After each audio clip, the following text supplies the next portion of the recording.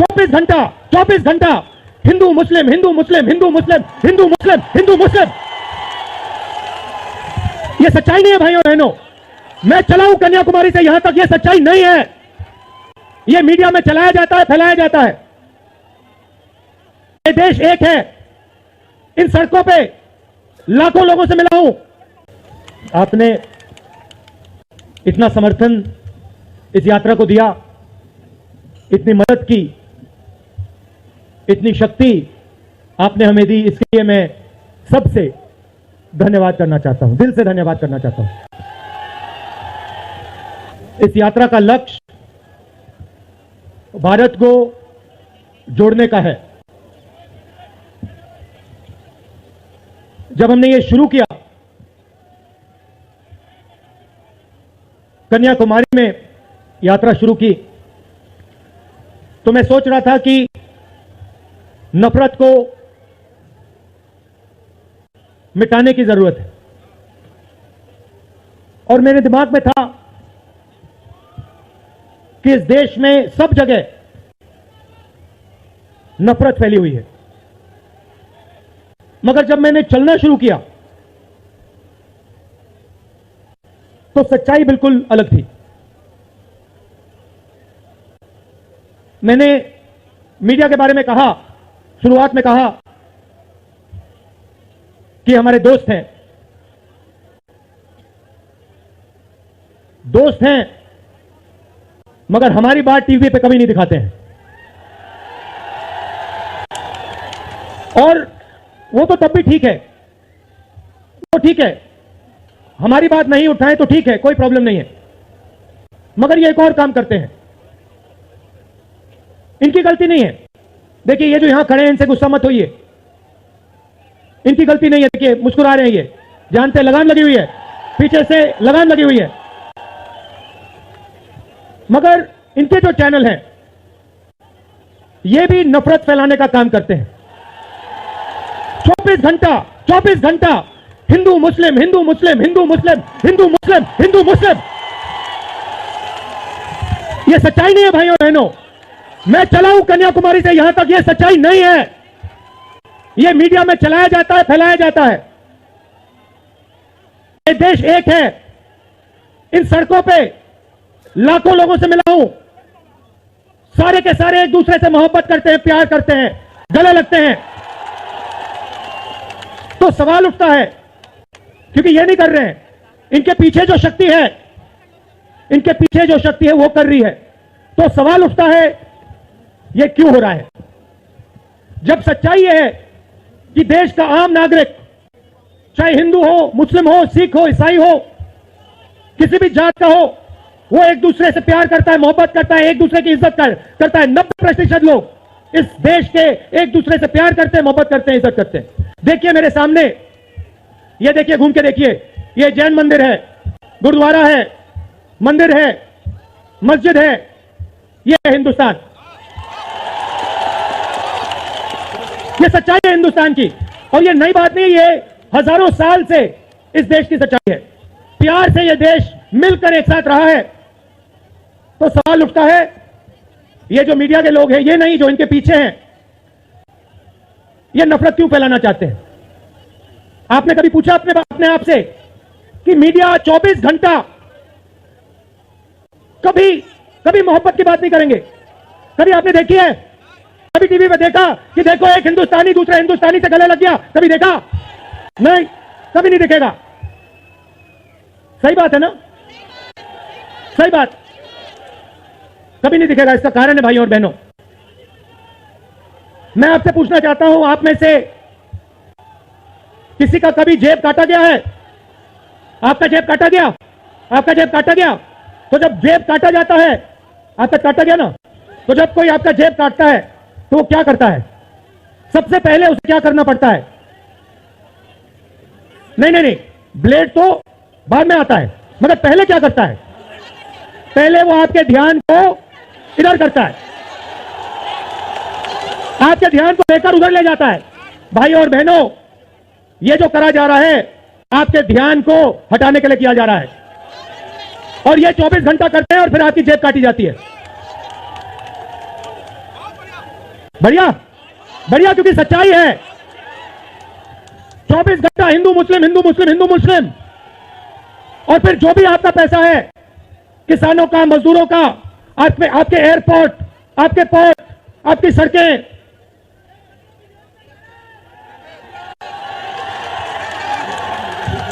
सीधा किसके जेब में? इनके मालिक के जेब में। इनको कौन चलाते हैं? नाम बताओ। देखो, सब जानते हैं, पूरा हिंदुस्तान जानता है। भाई और बहनों, ये नरेंद्र मोदी जी की सरकार नहीं है, ये अंबानी अदानी की सरकार है। ये सच्चाई है, और ये पूरा लक्ष्य इनका आपके ध्यान को इधर से उधर, उधर से इधर करने का है।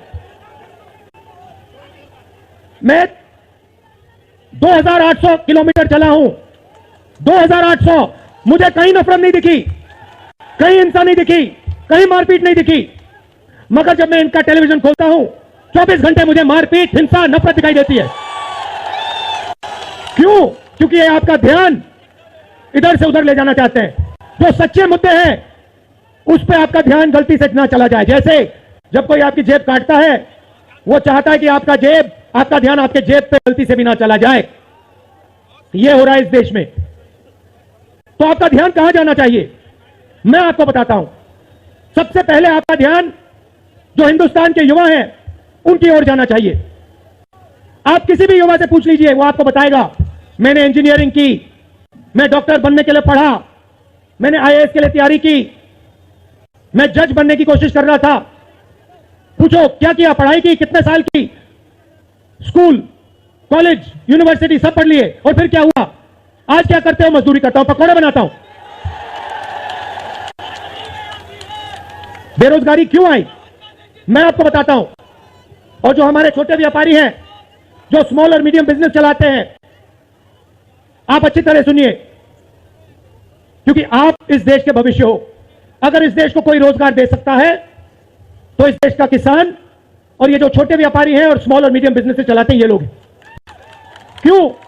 क्योंकि ये लाखों हैं, ये लाखों में हैं, और कोई 100 लोगों को रोजगार देता है, कोई 500 को देता है, कोई 1000 को देता है, कोई 25 को देता है, कोई 33 को देता है, और ये लोग देश को रोजगार देते हैं।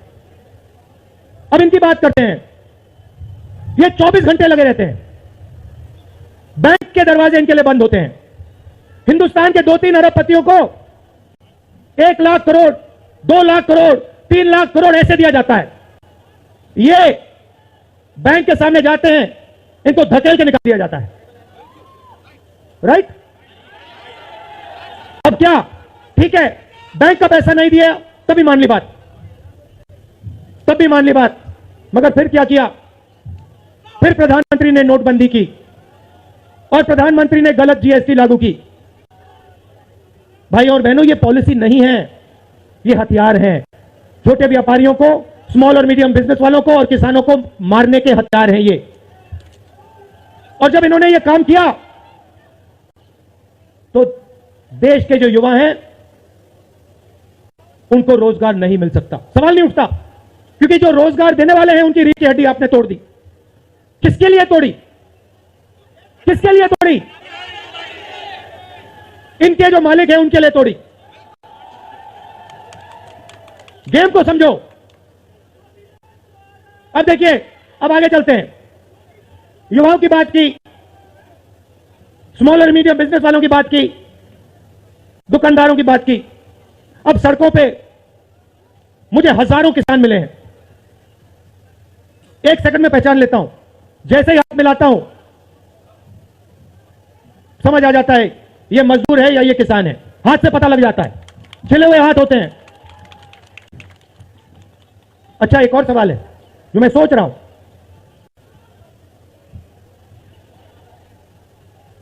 प्रेस वाले ने मुझे पूछा क्या आपको ठंड नहीं लगती? और मैंने सोचा ये मुझसे पूछ रहे हैं, ये हिंदुस्तान के किसान से क्यों नहीं पूछते? ये हिंदुस्तान के मजदूर से क्यों नहीं पूछते? ये हिंदुस्तान के गरीब बच्चों से क्यों नहीं पूछते? फिर कहते देखो 2800 किलोमीटर चल लिए, कोई बड़ी बात नहीं है, पूरा हिंदुस्तान चलता है, जिंदगी भर चलता है। किसान चलता है, मजदूर चलता है, फैक्ट्री में जो काम करते हैं वो चलते हैं। तो हमने ये कोई बड़ा काम नहीं किया भाई और बहनें, पूरा हिंदुस्तान करता है, रोज करता है। हम 2800 किलोमीटर चलते हैं, किसान शायद जिंदगी में 10,000, 15,000, 20,000 चल लेता है।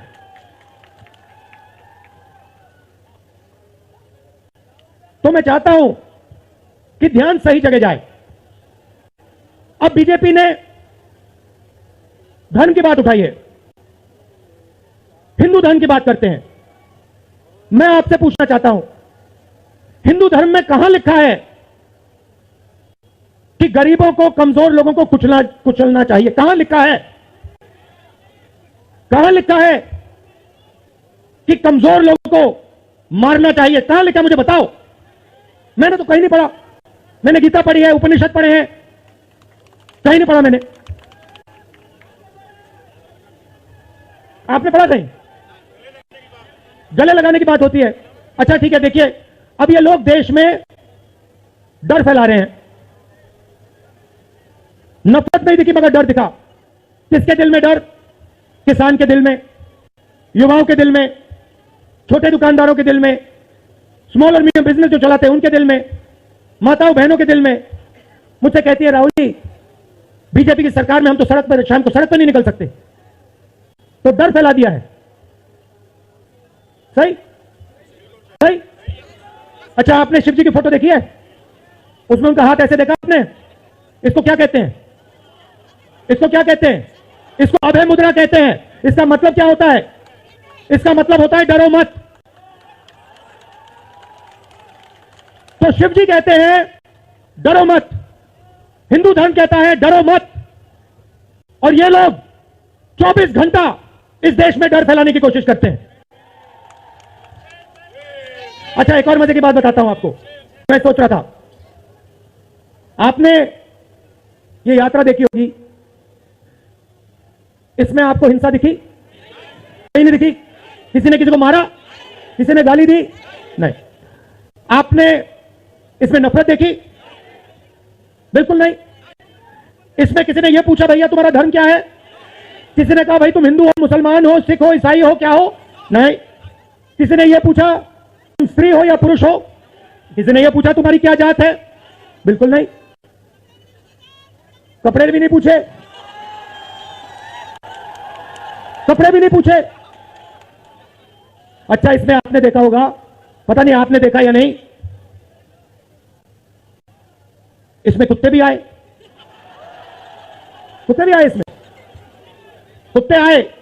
और आपने अगर आप टीवी देख रहे होते आपने एक चीज देखी होगी, कुत्ते को किसी ने नहीं मारा, किसी ने नहीं मारा। इसमें गाय भी आई, भैंस भी आए, सुअर भी आए, मैंने देखा। वो तो सब जानवर आए, सब लोग आए, और यहां पे कोई नफरत नहीं थी।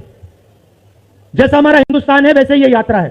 कोई नफरत नहीं, कोई हिंसा नहीं, कोई गलत सवाल नहीं। कभी कभी कोई गिर जाता, जैसे हमारे हरियाणा के पीसीसी गिरे, धड़ाम से गिरे, केरला के सब नेता गिर गए,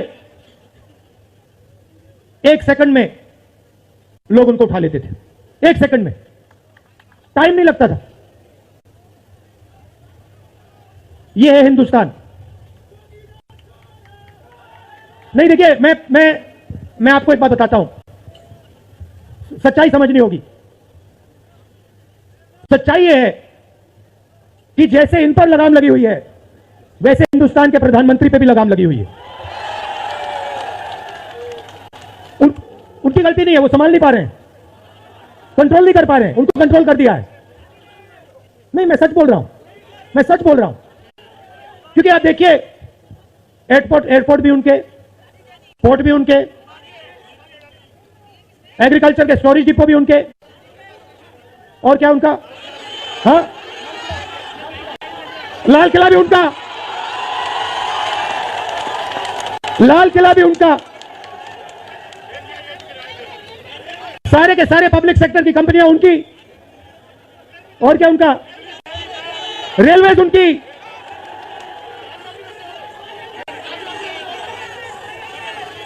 अभी भाइयों और बहनों ताजमहल भी चला जाएगा। तो सब कुछ उनका। तो ये देश की सच्चाई है। हाईवे भी उनके, सेलफोन भी उनके, मगर सच्चाई हमारी। आप देखिए, मैं आपको बताता हूं, आपको मैं बताता हूं, अपनी कहानी बताता हूं। जब मैं राजनीति में आया, 2004 में आया, हमारी सरकार थी, चुनाव जीते थे, और ये प्रेस वाले 24 घंटा मेरी प्रशंसा करते थे। 24 घंटा, 24 घंटा राहुल गांधी, राहुल गांधी, राहुल गांधी, राहुल गांधी। फिर मैंने क्या किया, मैं चला गया भट्टा परसोल में। सुनो, आपको समझना है ये है क्या। मैं भट्टा परसोल गया और मैंने किसानों का जो जमीन का मामला है उसको छेड़ दिया। और भाई और बहनों, जैसे ही मैंने किसानों का जमीन का मामला छेड़ा, वैसे ही मेरे पीछे पड़ गए। उसके बाद जमीन अधिग्रहण बिल, भट्टा परसोल के बाद जमीन अधिग्रहण बिल लाया, कांग्रेस की सरकार लाई। उसके बाद तो पूरा फुल टाइम 24 घंटा मेरे पीछे पड़ गए। प्रधानमंत्री जी ने, बीजेपी ने, मैं आपको सच्चाई के बारे में बताना चाह रहा हूं, प्रधानमंत्री ने, बीजेपी ने हजारों करोड़ रुपए लगा दिए मेरी छवि को खराब करने में, हजारों करोड़ रुपए। और आपने देखा होगा, मैंने एक शब्द नहीं बोला, बिल्कुल चुप, बिल्कुल चुप। मैंने एक शब्द नहीं बोला। मैंने ये नहीं बोला भैया ये गलत बोल रहे हैं, ये ठीक नहीं है ना, मैं बिल्कुल चुप, चुप। क्योंकि मैंने कहा चलो देखता हूं कितना दम है, और लगाया। पूरी की पूरी मीडिया लग गई, व्हाट्सएप पे लगाया, फेसबुक पे लगाया, सब जगह 24 घंटा राहुल गांधी के बारे में। कुछ नहीं बोला मैंने, पूरे देश में फैला दिया। और फिर 1 महीने मैंने आपको सच्चाई दिखा दी, और पूरा पूरा खत्म। देखो सच्चाई कैसे काम करती है। सच्चाई को छुपाया नहीं जा सकता है, कहीं ना कहीं से सच्चाई बाहर आ जाती है। और यह यात्रा हिंदुस्तान को जोड़ने की है। क्यों? क्योंकि इस नफरत से, इस डर से हमारे प्यारे देश को नुकसान हो रहा है। यह सच्चाई है, और इसीलिए हमने यह यात्रा कन्याकुमारी से लेकर कश्मीर तक शुरू की है। और ये जो हमारा तिरंगा है, इसको हम श्रीनगर में जाके वहां पे लहराएंगे। और आप में से हजारों लोग हमारे साथ चलोगे, हजारों लोग चलोगे।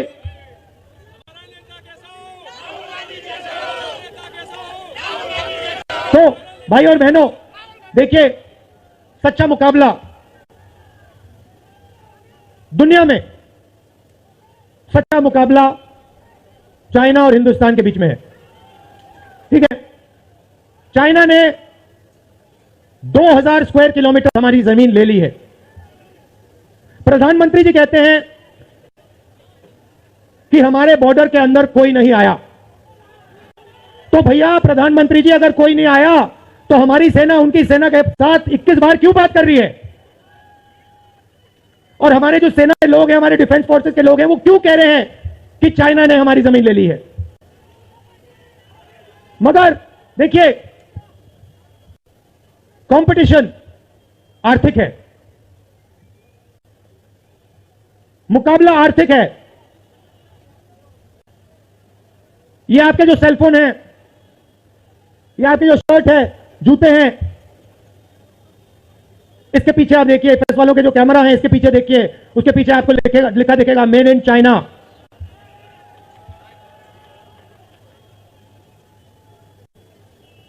हमें शर्ट के पीछे, सेलफोन के पीछे, जूतों के नीचे मेड इन इंडिया लिखना है।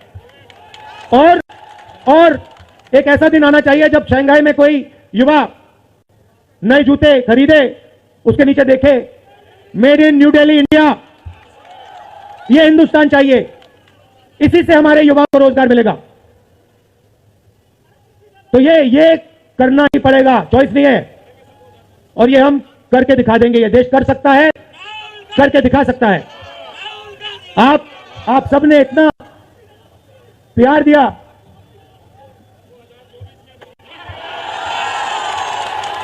आपने इतना प्यार दिया। मैंने भाषण में राजस्थान में कहा था, आपके नफरत के बाजार में हम मोहब्बत की दुकान खोलेंगे। आपने लाखों दुकानें खोल दी हैं। आप सबका दिल से बहुत बहुत धन्यवाद। नमस्कार, जय हिंद।